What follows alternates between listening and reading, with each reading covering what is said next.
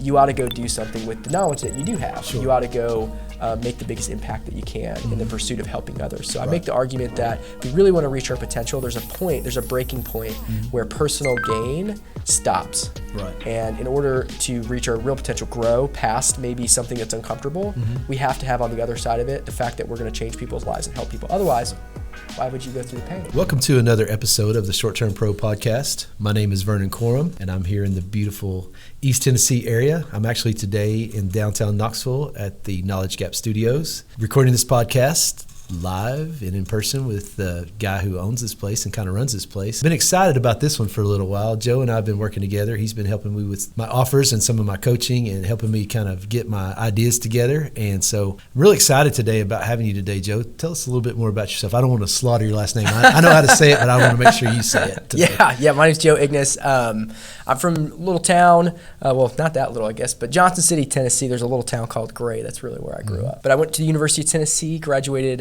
about 4 or 5 years ago, 2019, the December. And then I did 7 years of door-to-door sales after that, ran a large sales organization in 2 different states, and was one of the youngest sales managers of all time at the company when I was 24. And then I started a fitness company after I left that job last October, about 13 months ago, and then started the Knowledge Gap company in January due to my realtor, Brandy Light, at the time, asking me to help her start a podcast. And 10, 11 months later, I worked with over 30-something business owners, realtors, people like Vernon to help them grow their business, optimize their revenue, build better systems, sales training, all that kind of fun stuff. So now we're here. It's great. Yeah, you got a pretty busy life. I'm looking at your calendar in front of us here. It's kind of wild. It looks a lot like mine. So, you teach people basically how to be you.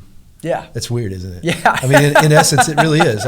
Because really you're teaching people kind of what you're already doing. So tell us a little bit about that process. Tell us a little bit about, how you got here. I know your success story with your sales and everything, but tell us a little bit about how you got here to where you wanted to teach others and mentor others. This is a great question. I don't know, where does that all start? Well, I'm a Christian, so it comes back to just God and people. So in the Bible and in my faith, and I believe what Jesus talks about is just all the only important things in life are God and people. So. I've just always wanted to position my life in a way that's impactful to others. So, if you make money, helping others and adding value, that's great. So, I think one of the skill sets and talents that God's given me throughout my life is just being able to be a leader and help inspire other leaders. That's where I'm really drawn to. I'm just a big believer that if I help other leaders, which in this case is business owners, I think business owners meet more people than anyone in the world. So wanting to inspire those people and see them be successful means I'll touch more people because they're going to talk to more people than most people do in their lives. And so, where that all comes from is I used to, when I was selling books door to door with the Southwestern Company, I used to, mentor hundreds of college students essentially. I personally recruited about 43, and my job was to help them be successful in life, which would help them be successful in sales, because they're not two different things. It's hard to be successful in business if your life's kind of a mess.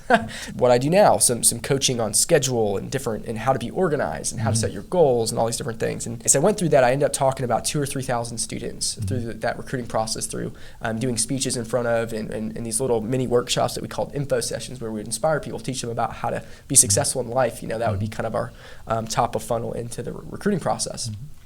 And amongst all those students, they always seem to have similar struggles of what's my purpose and what I want to do. And I'm about to be an author. I guess when this is coming out, I'll be an author. Right, the recording of this, I'm about to be an author. Yes. This book called The Problem with Potential: How to Stop Overthinking and Get Out of Your Own Way. And I would go through the recruiting process with people, and I would see them really struggle with the idea that they could be successful. They just didn't believe in themselves. They would just have this self-fulfilling prophecy that they would become average. And it was just heartbreaking because I would meet people that I was like, oh, you're a better communicator than I was when I started this, and I was a top rookie. Sure. You could do this. And I'd see people talk themselves out of it. They would, door-to-door sales has this stigma around it that it's going to be the worst job in the world, and maybe your first few weeks it is the worst job in the world, but you end up getting better, and you can turn that job into something that's really enjoyable for you if you have a purpose and drive and a heart for helping others. I got to a point where I had 59% of people let me in their house. That's not the same job. as the average door-to-door Right. salesperson. Sure.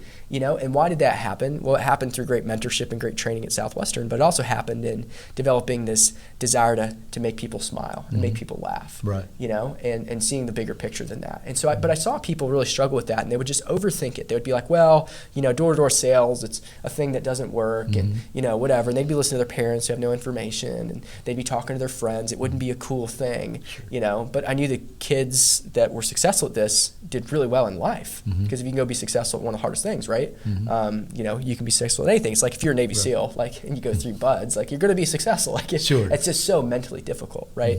So then throughout the summers, I went and talked to over 20,000 families, and the same problems existed. Sure. It was all internal. The only limit I saw that people were having was coming from themselves, and then they would blame external circumstances. Sure.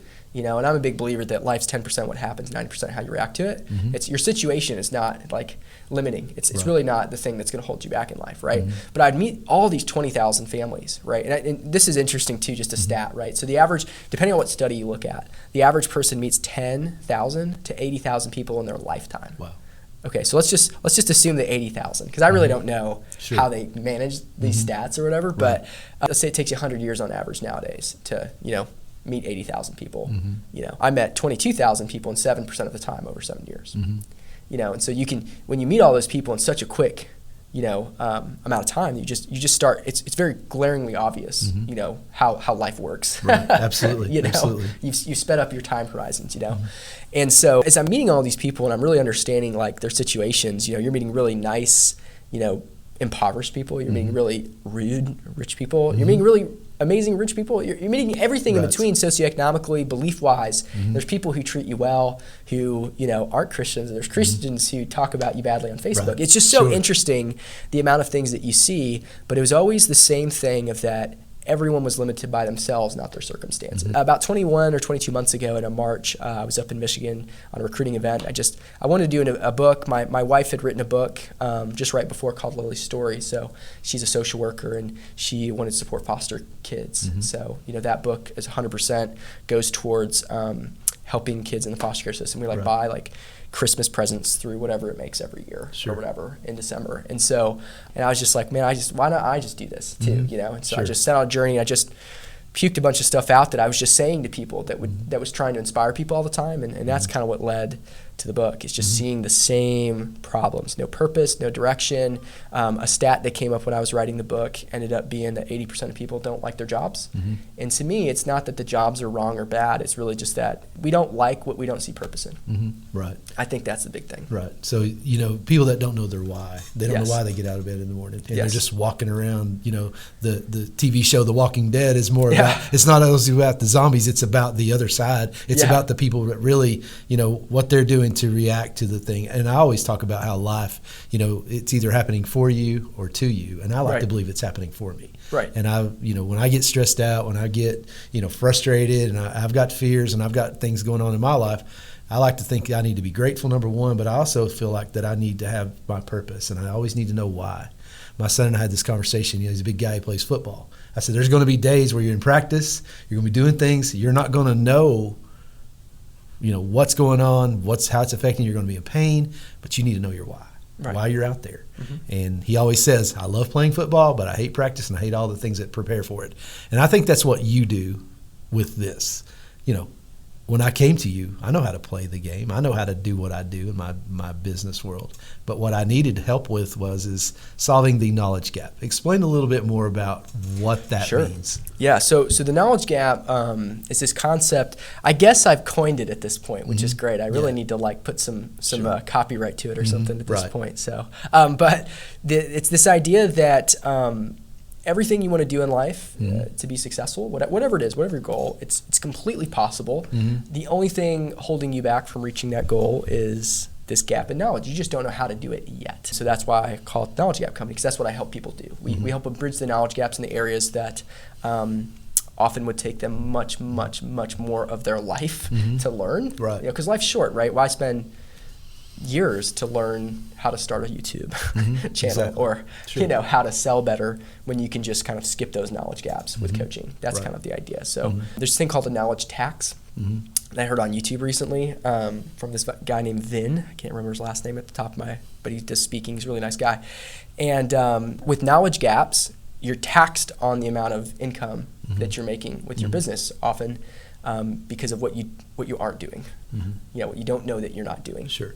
Right? And so we want to help people figure those out quickly and get them to the next level. I mean, I was literally with a client yesterday who owns an insurance agency in town, and I was asking some questions. We were doing a team meeting, and we're like, okay, we're going to do some systems work today. So we're going to show you guys how to work together and communicate better, because salespeople communicate differently than business owners, than the operations side of people, right? And I started asking some questions. I was like, okay, let's just go through each part of the day. What's your time sucks? We made a big list. And one of his top salespeople, he's having a 33% close rate, 80% quote rate, just really doing really well, would come in and spend an hour or two every morning getting leads offline and handwriting them.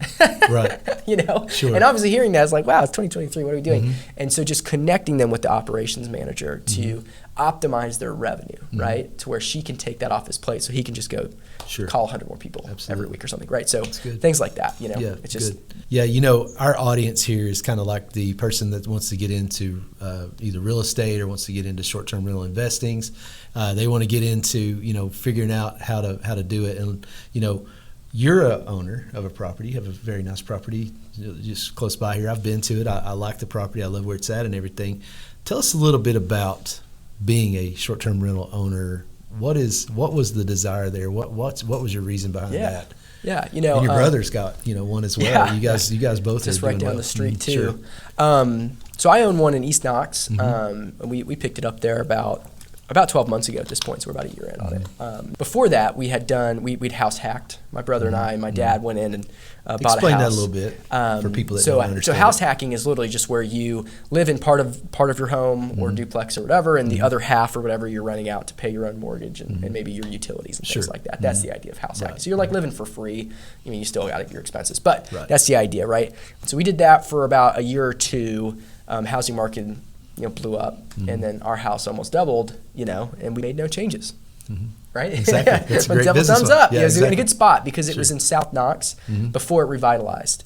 So that's how we look. We're looking at where's the next place it's going to revitalize. So East Knox seems to be the place based on the new baseball stadium that's coming in, and there's many houses being flipped right around where we're at. So anyway, so we invest in that. And the biggest reason is just we want the residual income effect, right? Just especially during the last 2 years has not been a great place to park money. Exactly. So, I like real estate better because you can at least with your time do something, get some sort of return, whereas the stock market up and down, up and down, up and down. And, the cash flow is really the thing. And there's I have an accounting degree and background, so the tax benefits of just having a short-term rental and having all the depreciation, having all the stuff, you're just getting way more cash for what you've invested, if that makes sense. So absolutely. I like that.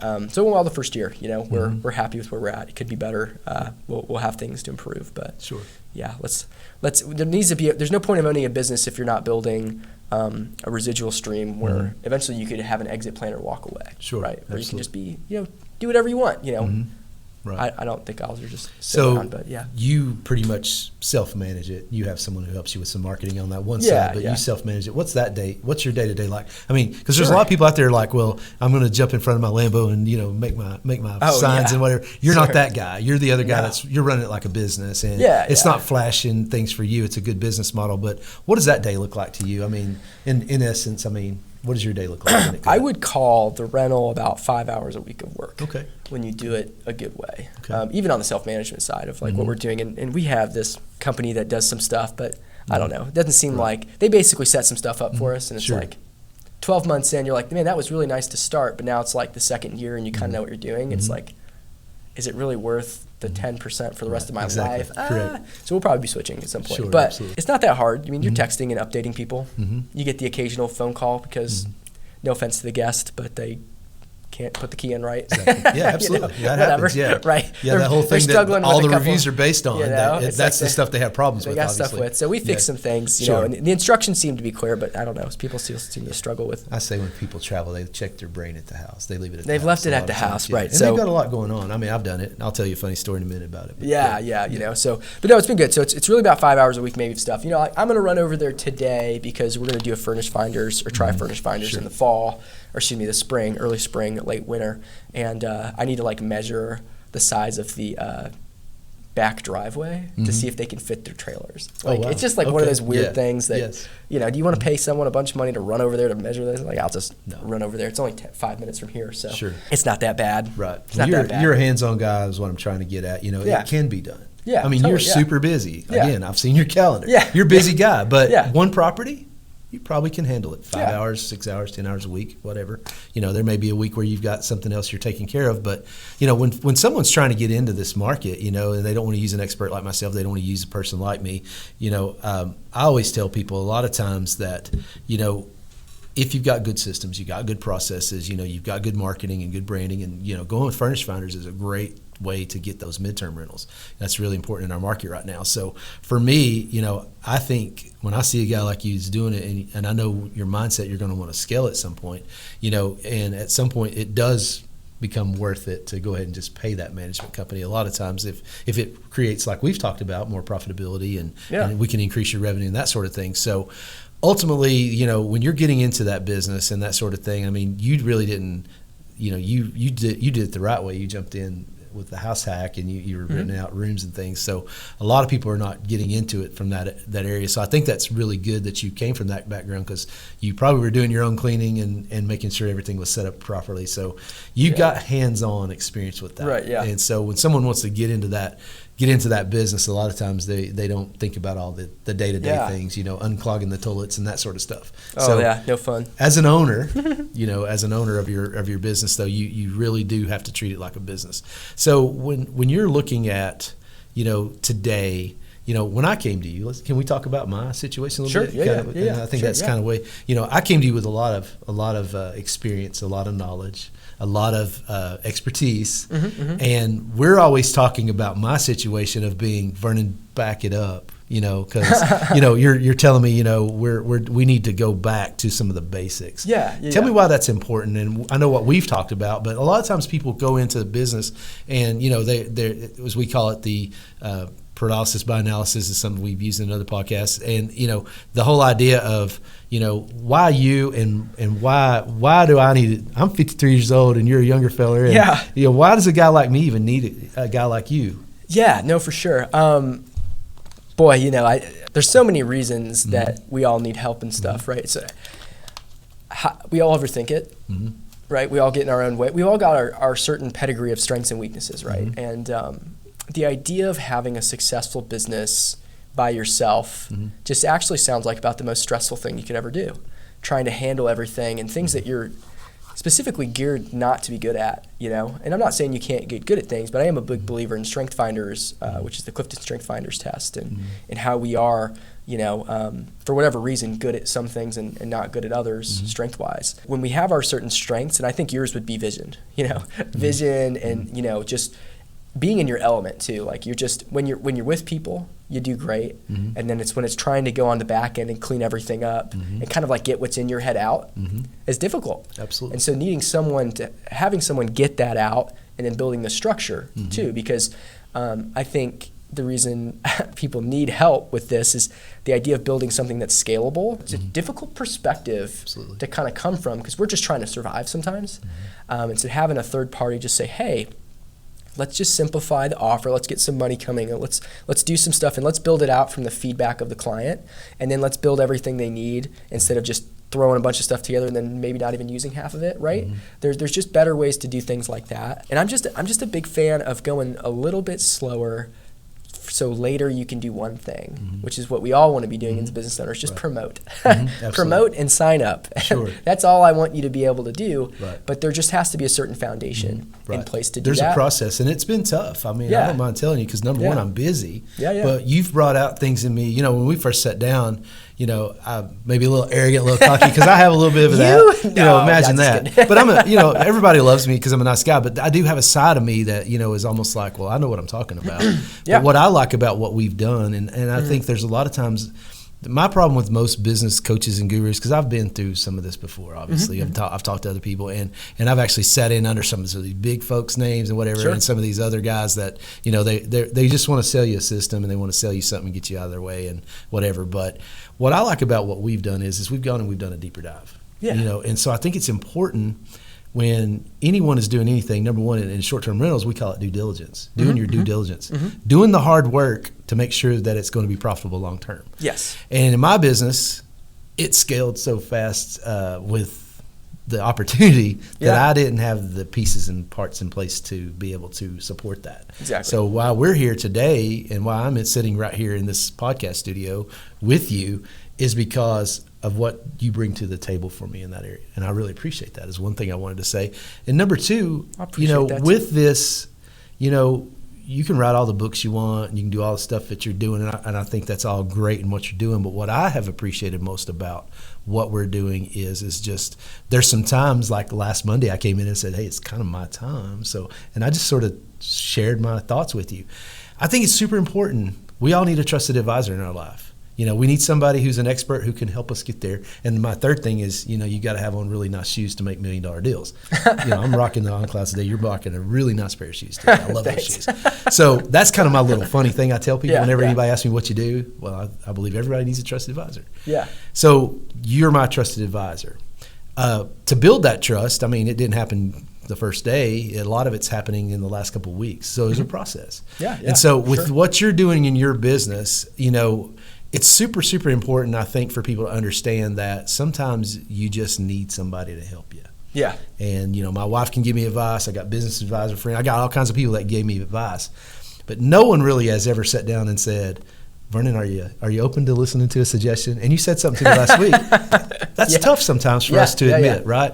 So when I'm talking to you and what I'm dealing with, on a daily basis is I just need somebody to help me put it all together. So tell me a little bit about what you do to put it all together for somebody. Kind of go over that. Sure. Because it's really important to people to understand that I've tried doing podcasting before. I've done a lot of things before. But they were not nearly as successful until I found a good coach. Yeah. No, I appreciate that. Yeah. I just, and even myself too, like with just kind of pulling a full circle on the knowledge tax thing, like I'm going to be using Vernon to help me out, just get my stuff set up a little bit more this next year to be better because, we'll end up at a good spot, but we're probably maybe 30% lower than we would have been had we had some help at the beginning to make sure we had some better reviews and different things. So we're kind of doing this blank slate thing, but and I think Vernon's going to help a lot too with that, which is going to be exciting. So I just want to put that out there, and I appreciate all the nice things you just said. That was so nice. Well, it's all true. I appreciate that. I know you're not just flirting. That's why it just means so much. It's so nice, right. And that's how I like to do it too. I just like I don't know when. My wife always just says, man, you have some really nice clients. And that's just like what I'm always going for. It's just this this community, It's like, I don't know. I'm just such a low pressure, just like, hey, like if you want to, like I'm good at stuff. So if you want to chat, like we can't, it's just such a open thing. And I just want people to have great results and a great testimonial, just like you're having right now, where it's like, oh, like we're getting to where I really want to go. Because I do agree that there's just, like I did a coaching, I spent, you know how much I spent on this one coach one time? And then, no, you don't. Because I spent a lot of money. I told you the other day. I think we spent as a company, this is for a fitness company, when I was doing start with some partners, it was like $30,000 for a coach, and they were awful. They did not do what they said they were going to do. They gave us some people, they hired some people for us that couldn't do the job they marketed for, and at the end when we say, hey, we're really not happy with this service, we really don't want to pay you the last 10%, they threatened to sue us. And it's like, dude, what the heck? Right, exactly. Like you did a bad job. Why don't you care? Sure. And it's just like that sort of money hungry, all I care about profit is just like the exact opposite I want to go for. And it's the culture I want to change. So that's just to put that on there. I get it. And that's why I've designed it the way I have. Sure. So how we help people though, I'm going to be rebranding how I describe myself.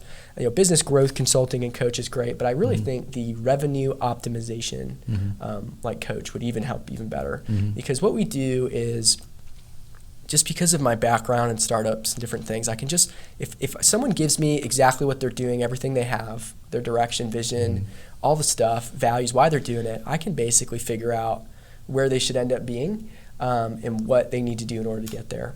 And so we usually go through like 4 phases to do that. And the first one's what you're talking about right now, just getting organized with everything, getting everything really clear of what's going to happen. So when we go apply, we're not all over the place, stressed out, lost, forgetting, losing information, whatever. Like one of the things people do, and I love my real estate clients, and all you realtors who are listening to this, Absolutely. some of you are good at this and some of you aren't. Right. But we have all of these contacts in these massive databases, and then we're not engaging with people on a personal level because, frankly, we don't have time, right? We can't call everybody, and we're not maximizing the work we've done for years. Right? And that's why would we go build the next 10 things if we're not maximizing the value of what we already have? Right? Sure. So we start there, right? We want to get organized. We need to multiply your time, because you're really busy. And so the idea of taking on a new project before you make up the extra 10 or 20 hours with better systems seems unrealistic.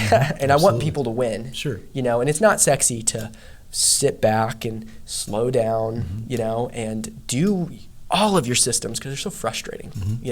I'm working on a service where we'll come in and do it for you, by the way. Oh, wow. That's great. Which will be incredible. That's good. Yeah, absolutely. Where you can just give us your stuff and we'll organize everything, which will be great. cool. I think that's going to be a frustration. Go ahead. Sorry. No, I think with that is sometimes it's kind of like, my frustrations in the past have been, I paid somebody to build me a website. Yeah. WordPress site. It has a lot of moving parts. I know nothing about WordPress. Well, it was put back in my lap. Right. Yeah. And I'm like, I don't know what to do with this. So I just basically shut it down. I spent money on a big direct booking site. Yeah. And again, someone sold me on the idea of it. And then, I have some people around me that, hey, I'll run your social media for you. I'll do this. I'll do it. Right. The problem is you got somebody over here, somebody over there. Exactly. So, bringing it all in-house under one name, one brand, one coordinator, coach, consultant, whatever word you want to use. Yes. And creating that whole bigger purpose thing. I believe in the 5 purposes that, that are out there that, when I was in church for a while and in ministry for a while, I believed in those things. So it's the same with your life. I know my why. I know why I get out of bed every morning. Yeah. I think I talked about that to you the first time we talked. My problem is the how. Yeah. Okay? Because I do it, but I do it. Yeah. I'm very proactive in setting my calendar and doing those things, but sometimes when our life becomes reactive, we have to create an opportunity by going and getting someone to say, hey, for me to level to another level, I got to get out of reactive mode. Because that's where I was at, 5-6 months ago with something I was working on. When during the pandemic, I was there. And I was reactive, and when I find out a way to fix that, and then I can move to the next level. Exactly, right. So my first goal would be to tell anybody that wants to reach out to you today to talk to you is just kind of lay it out there. It's messy, but you're not judgmental. Yeah. Sometimes things are a little messy, and sometimes we need to put them out there and say, they are always messy. Hey, Joe, looks. I understand it doesn't look great. And like I said, in my case, I was like, I'm the expert.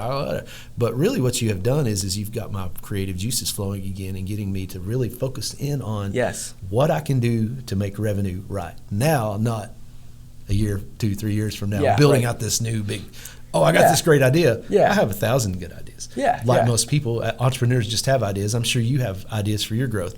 But what I love about what we've done is we've actually zeroed in on to what we think is the most important thing. Yes. What I call the wildly important. Cutting out the rest. Exactly. And just kind of leaving the rest of it alone and just let's focus on this one thing right now. Yes. Because a guy like me needs that. I need somebody to say to me, Vernon, let's focus on this one thing. I know you got 1,000 other people asking you to help you with other stuff, but let's focus on this one thing and let's make it good. Yes. So we can then move on to the next thing. Yes, so for me, that's always been, I don't call it a weakness. It kind of be a strength, or I guess it might be a weakness, but ultimately when we're building something for the future, we've got to have somebody, and I know that I'm looking at you now as we move forward with our business relationship. I'm looking at for you someone now who is actually just going to kind of help me take all this and let's try to figure out how to package it and how to build that brand. Yeah. People call me the short-term pro, but I know what it is, but it helps when I can explain it to people. Yes. When I walk out to talk to people, that's the thing. Is what you've helped me do is, you've helped me start figuring out, okay, these are the 5 or 6 things you need to tell people instead of being all over the place. Yeah, it's almost say less these 5 is more. things or 4 things Less or 3 is more. things. Less is more. Less is more, right? Explain why that is important. So I think the main idea of what we do for people is we're trying to build, in the process of building, because we're only 11 months in, a full end-to-end service where we can get people organized in what we call phase 1, build out systems and processes to multiply their time so they can start focusing on working on the business and getting out of it being in the business. When we're in the business, we're like a hamster wheel running on this little wheel. But when we step off the hamster wheel and start working on the business, we can take a look at the entire hamster wheel and say, know what, maybe what if we installed an engine? Do I ever need to get back on that thing? And that's really the goal of business ownership, is to not have to be in the business and it runs for you and it works for you. So that's what we're trying to do in phase 1, is to basically get the bare bones of that. Now it takes a while. It's not a flip of the switch, gonna make it happen kind of thing, but that's phase 1. Phase 2 is often just blowing up the revenue as much as we can with our current systems. So that way, because when we have money, we can reinvest into the next position. We can reinvest in the next service, right? But a lot of times our sales process is very inefficient. So we want to work on the sales process. We want to be better at the selling. A lot of people struggle with selling a certain brand or idea. They're selling a product or service. When I sold Bookstore, I never sold books. I sold education and success. What parent doesn't want their kid to be more successful themselves? And that's actually what we sold. That's what we talked about the entire time. And then we just showed how this thing could help them get there. And so when we sell like that, people get excited. They want to buy. They want to help their kids. They want to do X, Y, Z. We want to get to the place where we get out of the hamster wheel lifestyle, right?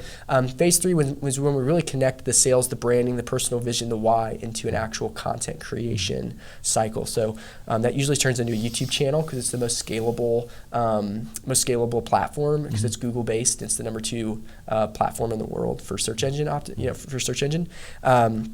and so we want to build that out, and so we go through the whole process of helping you figure out what your niche is, what you should write about, getting your first 5 episodes, and we even have services where we'll do the research for you, upload thumbnails, descriptions, YouTube descriptions, recording. We have the place for you to record. We have literally full service everything, to where all you have to do is show up and record. Exactly what you're doing right now, right? Absolutely. Just show up, use your expertise, share it with the world, and then go back to focusing on revenue generating activities, because there's this thing called shiny object syndrome, and this is where we just get too distracted by all the little things that businesses are required to have in order to be successful in 2023.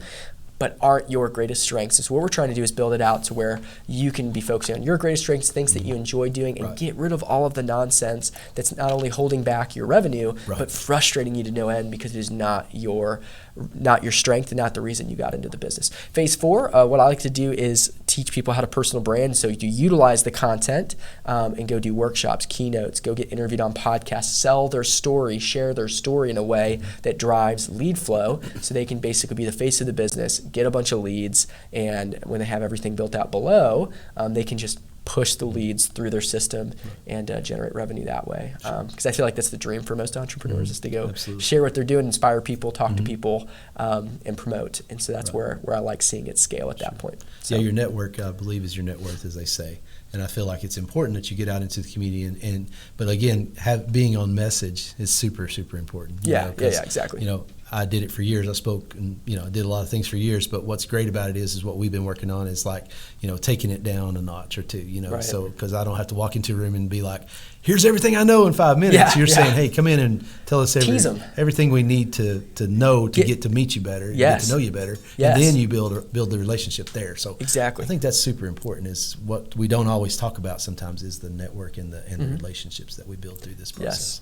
And I know that, every time we walk through this office, we're building relationships with other people as well. So I think that's an element of what you're doing. And I think that's part of what we talked about is, it's important for you to grow, as, me, you, when I say you, we grow our network through these kind of activities and going out and getting in the community and doing those sorts of things. So getting into the community and building that network, you told us a little bit about your give back earlier, about your wife's book and everything, but, what's your why? What's your give back in your community, or what's your ultimate goal there? So this will sound really interesting, and it's a while out, but I'm working towards it slowly, because I coach you on focus on one thing, exactly. So one thing at a time, right? So it's a stair-step thing, but I just said this on a different podcast I was on recently as I'm promoting this book and trying to just inspire people. I would like to build an alternative to college at some point. Just like a complete alternative that teaches you, way more affordable, that you can learn what you need to be successful in life, all the stuff you're not going to get in schools, because, for whatever reason, the way the system's set up is they want you to have a job, and the statistics show that you probably won't like the job. You're most likely not going to enjoy your job. Right.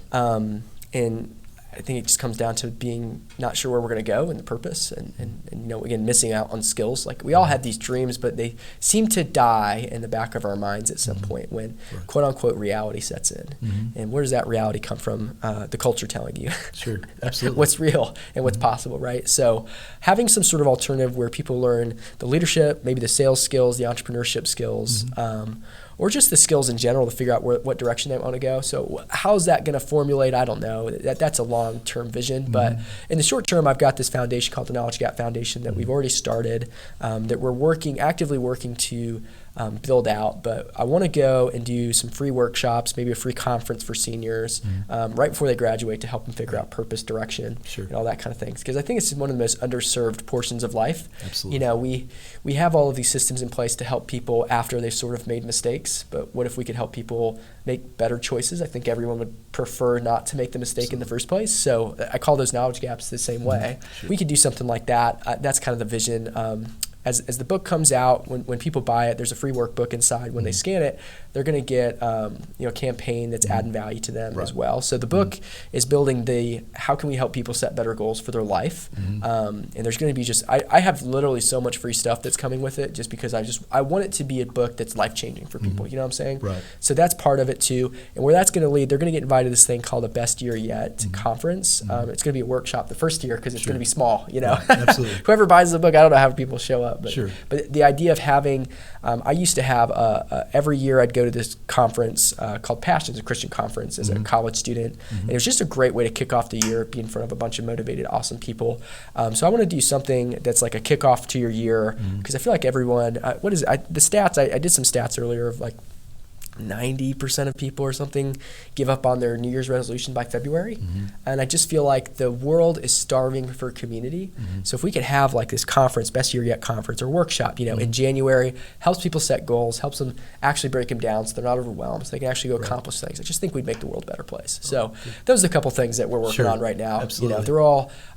They're all theories until they become actuality, but we're working towards it. And even if there's 5 people in January or 100 or 5 students and maybe May, man, the red tape on that stuff though, that's been frustrating. Oh, I understand. Absolutely. But those are some things I'm really trying to work towards. Well, that's great, man. Great. And I think it's super, super important that we give back to our community. And even in an offer like a book, if you have those extra things that people can get a hold of that they didn't have to pay for, I think that's great. I always think you should always provide more value.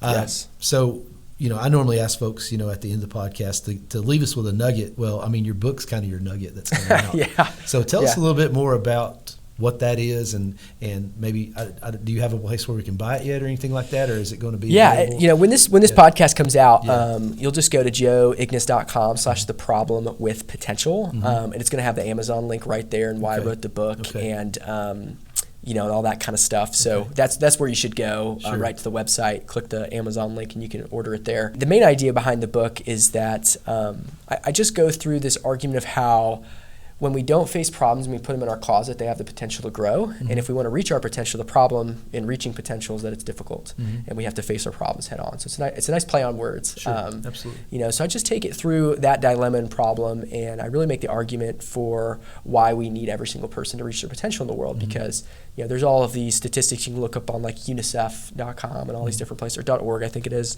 and the percent chance that you even grow up with like education or healthcare is very low. And what's amazing, there's people who grow up in those cultures who still are very successful people, but there's a lot of problems in the world. And I'm just a big believer that if you are a winner of what I call the ovarian lottery, which I learned on a mission trip in Nicaragua, which is part of the introduction to the book, you ought to go do something with the knowledge that you do have. You ought to go make the biggest impact that you can in the pursuit of helping others. So I make the argument that if we really want to reach our potential, there's a breaking point where personal gain stops.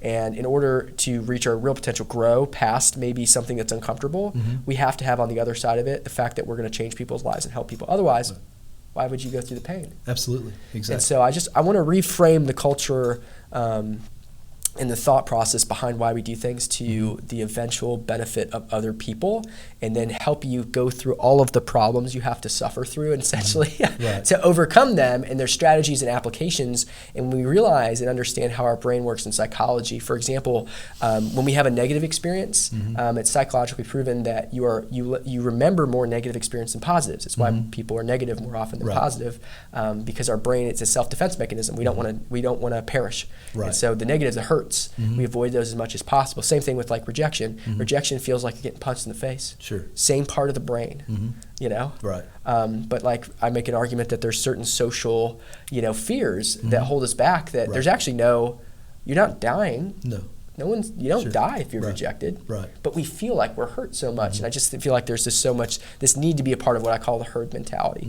to fit in. But if you think about the world changers, they're misfits. Right. They never fit in. They're different. And so, the argument of just go for what you're going for, do what you feel passionate, called to do, and utilize your strengths. And I also make the argument that you don't have to be the person who's flashy up in front of everybody else. You may have those skills, but you might be a background person. You ever heard the story of Edward Kimball? Okay, so there's a guy named Edward Kimball back in the 1800s. And you've heard of the butterfly effect, correct? Yes. Edward Kimball, this little local pastor in a small town in the United States, is walking by this shoe store in the 1800s between church and home every single day, and he sees this shoe salesman, young guy, and hundreds of times he's walked by, he finally decides to pop in there, talk to the guy, invite him to church. Guy says, "Oh, sure, I'll come to church." Guy ends up becoming Christian, becoming an evangelist, and going and preaching, and he ends up meeting Moody, I can't remember his first name, Moody Bible College, yep, I think so. And then he goes to United Kingdom and meets another famous speaker who I can't recall, it's in the book. And then he comes to the U.S., starts speaking, then meets another guy, he starts doing a small group, and that small group leads to Billy Graham at 17 walking in and becoming evangelist, and leading on to millions and millions and millions of people, being evangelized, right? And the argument is that Edward Kimball was just as important as Billy Graham. Right. And I think the world and the culture wants to say, well, if you're Edward Kimball, you're nothing.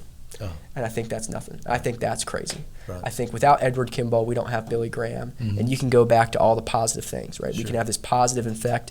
And even if it's that small little 30-second act of kindness, you actually make a bigger impact than you realize. And I think people need to believe in that, because there's a push in our culture today of nihilism, which is the idea of apathy, where nothing you do actually matters. Right. I think that's what's pushing a lot of our culture in a dangerous direction. Absolutely. Good. So today, as we kind of close out this episode, if you could give anybody like one nugget, like what would be your nugget today? Like, my nugget? Yeah, what is the thing, if you could tell the audience anything today, what would you tell them? So my nugget, this is a great question. Boy, I wasn't expecting your nugget question. No, let me think of it. Let me think of the nugget. You got a bunch of realtors on here. What do they struggle with the most? What do they struggle with the most? That's the actual question. Getting attention. Getting attention? Like you said, they have a CRM full of... Sure, let's do this. Okay. I'll give a little piece of nugget towards that way, because otherwise it's too broad. In order to get attention, you need to stop looking good and selling that you're the best, and start selling your why. Okay. And that's it. And if you sell why you're doing what you're doing, you'll do really, really well, because you don't need to sell to everybody. You just need to find the right people who agree with you, who care about your values, appreciate why you're doing what you're doing, and they'll work with you, because it builds trust. If we have same destination, same goals, same beliefs, there's immediate trust built, and when we have that, people will sign up because they have a need. If you're a realtor, everyone's got the need of buying a house at some point. Sure. And if they have the need and a million options, they're going to pick the one they believe in the most. Okay. So the why, share the why. That's good. I think that's super important. I really do. Today, how do the people get a hold of Joe? Yeah, so if you want to get a hold of me, just go to joeignace.com. Okay. If you hit call, it'll call direct my phone number. Oh, wow. Pretty easy, right there. That's pretty cool. Yeah, right there. That's access. If somebody needs access, pretty that's simple, access. Yes. And then there's places to book meetings as well. If you just want to book a Zoom or book an in-person down at the office downtown, you can do that. But yep, joeignace.com. You just put my name in. It'll pop up with a bunch of information of all the different things that we do, from podcast, YouTube, production, account management for social media posting, where we post everything for you, strategy for your content, organizing everything, and sales coaching, and the whole 9 yards that we talked about, revenue optimization. Sure. It's all on there. That's where I would go. Good.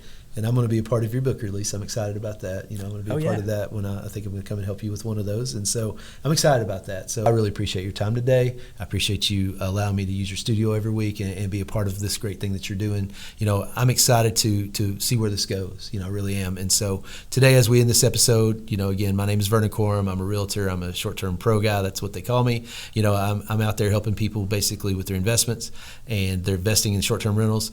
But ultimately, what I really, really want to do is I want to give back to my community, and I want to make sure that everyone understands that they need to love each other and leave a legacy. Thanks for listening.